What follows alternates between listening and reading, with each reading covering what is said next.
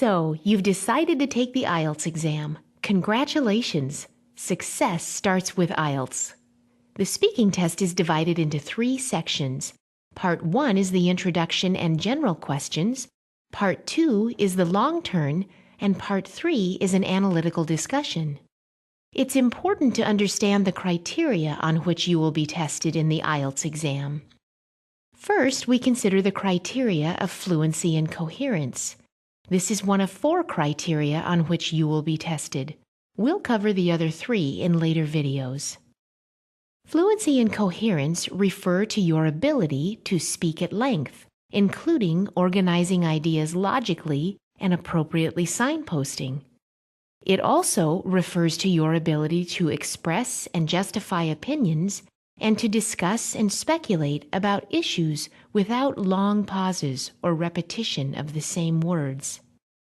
Signposting is the use of words or phrases that indicate the direction of your thoughts. We will give you some examples of this in a moment. Many students try memorizing large portions of speech to repeat during the speaking test, but this can add unnecessary stress and sound unnatural. We don't recommend this approach. Here are a few tips to improve your speaking test performance. As you are speaking about a topic, build on your point of view by adding a few details. For example, if the question is, "What do you do?" rather than responding with, "I am a teacher," you might expand this to, "I have been a high school mathematics teacher in New York for over 5 years." For Part 2 of the test, use the bullet points on the task card to help you structure your long turn and make notes in the 1 minute that's given using key words.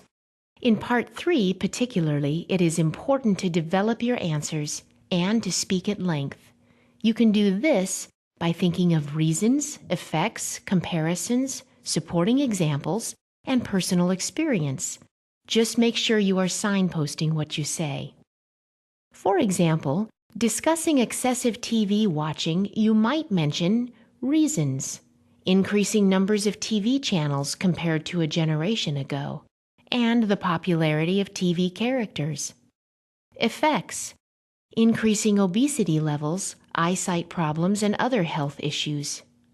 Experience, my nephew watches nothing except cartoons. He will not study. Here are some examples of signposting for Part 3 of the test. Compare-contrast. In my view, there are 2 main differences.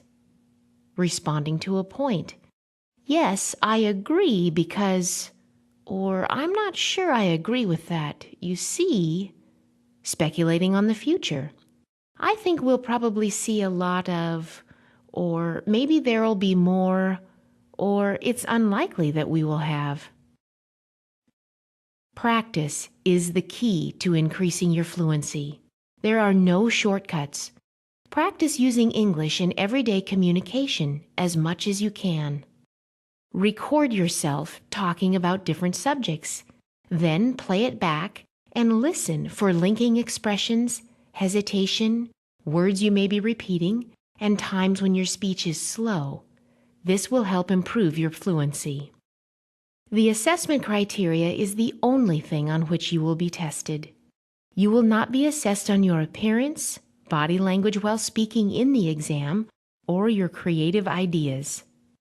IELTS examiners are very consistent with their application of the IELTS assessment criteria. It is the same assessment given everywhere in the country and everywhere in the world. For more information, please see the other speaking test videos, lexical resources, grammatical range and accuracy, and pronunciation.